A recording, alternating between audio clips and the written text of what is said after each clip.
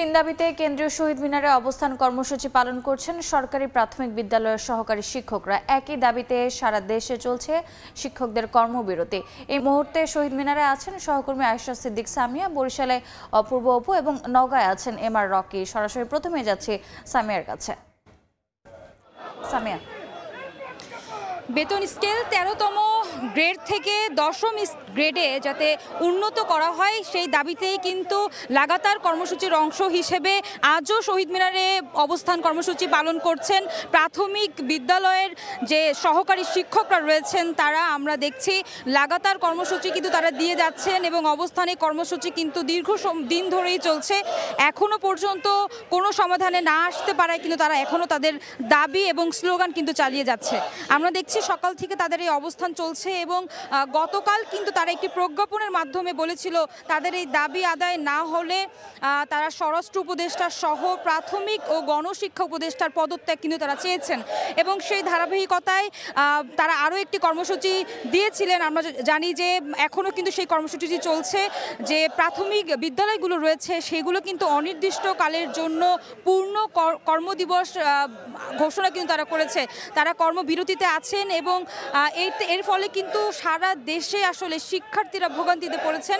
আমরা দেখছি সেই ভোগান্তির গল্প গতকাল আমরা শুনেছি এবং আজও কিন্তু তার ব্যতিক্রম নয়। আমরা দেখছি তারা স্লোগানে আসলে এই শহীদ মিনার প্রাঙ্গণটি আসলে ভরে তুলেছেন এবং বেলা যত বাড়বে এই শিক্ষক সংখ্যা কিন্তু আসলে শহীদ মিনারে আরও বৃদ্ধি পাবে। তাদের মূলত 3টি দাবি ছিল এই 10ম গ্রেডে উন্নতি করার পাশাপাশি তারা আরও বলেছেন যে যেই পদে আসলে তারা এই প্রাথমিক শিক্ষায় শিক্ষক হিসেবে যোগদান করেন সেই পদেই আসলে তারা সর্বশেষ রিটায়ার করেন, যার ফলে তারা আসলে দীর্ঘ সময় কর্ম করার পরেও তারা আসলে কোনো পদোন্নতি তো হয় না এবং যেই বেতন স্কেল আছে সেটিও কিন্তু বৃদ্ধি পায় না, যার দাবিতে কিন্তু এই অনির্দিষ্টকালের জন্য যে অবস্থান কর্মসূচি সেটি কিন্তু তারা চালিয়ে যাচ্ছেন এবং তারা এটিও দাবি করছেন যে শতভাগ বিভাগীয় পদোন্নতি কিন্তু তারা নিশ্চয়তা যাতে দেয় সরকারের পক্ষ থেকে, সেটাই কিন্তু আসলে আমরা দেখছিলাম। তো এই ছিল আমার কাছে শহীদ মিনার থেকে শিক্ষকদের যে অবস্থান সেই অবস্থান জানাচ্ছিলাম।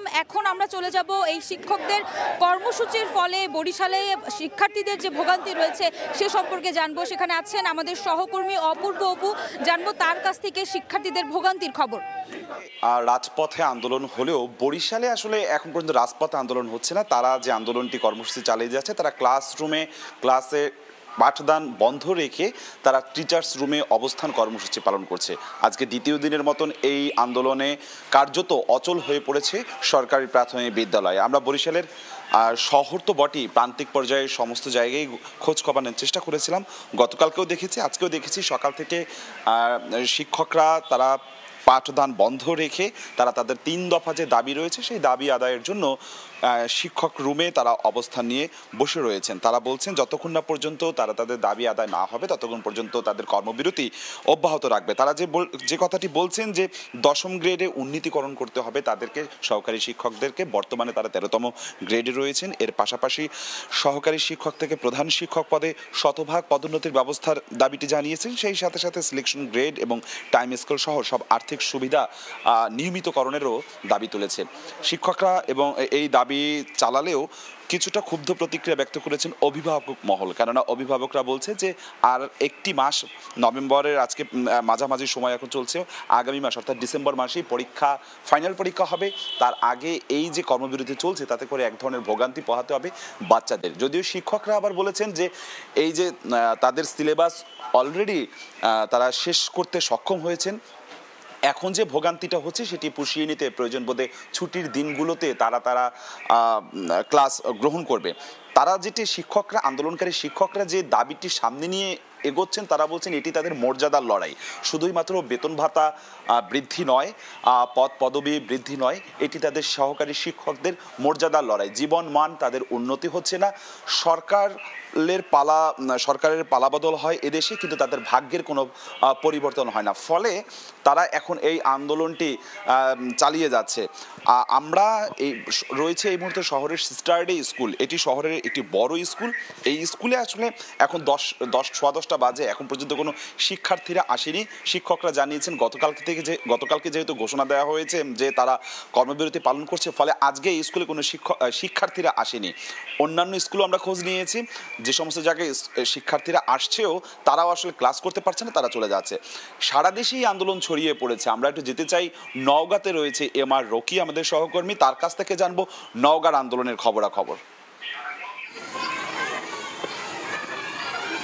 প্রাথমিক শিক্ষকদের যে 3 দফা দাবি রয়েছে, 3 দফা দাবিতে কর্মবিরতির কারণে আমরা দেখছিলাম শিক্ষার্থীরা বিদ্যালয়গুলোতে এসেছেন, তারা আসলে একটা অলস সময় পার করছেন, বিভিন্ন খেলাধুলার মাধ্যমে তারা এই সময়গুলোকে অতিবাহিত করছেন। যদিও ঠিক নভেম্বরের শেষ সপ্তাহে বার্ষিক পরীক্ষার ঘোষণা রয়েছে, এই সময়ে এই জাতীয় কর্মবিরতির কারণে আসলে স্বজন এবং অভিভাবকদের দিক থেকে কিন্তু কিছুটা শঙ্কা প্রকাশ করা হচ্ছে। আসলে ফলাফল নিয়ে তারা একটা উদ্বিগ্নের কথা বলছেন। আমরা বিদ্যালয়গুলোতে এসে যা দেখছিলাম, শিক্ষার্থী কিন্তু এসেছেন, প্রচুর শিক্ষার্থী রয়েছে বিদ্যালয়ে, ক্লাসরুমে তারা থাকছেন, কিন্তু সেখানে শিক্ষকরা ক্লাস না নেওয়ার কারণে আসলে একটা সময় তাদের যেটা খেলাধুলা বা অন্যান্য সময়ের মধ্যে দিয়ে এই মুহূর্তে পার করছেন। আসলে শিক্ষকরা যে দাবিগুলো করছেন, এই দাবিগুলোকে তাদের দিক থেকে যৌক্তিক দাবি করছেন। পাশাপাশি শিক্ষকদের যে লাঞ্ছিত করা হয়েছে, এই লাঞ্ছিত বিষয়গুলোকে কিন্তু এক ধরনের অমানবিকতা বলছেন শিক্ষকদের দিক থেকে।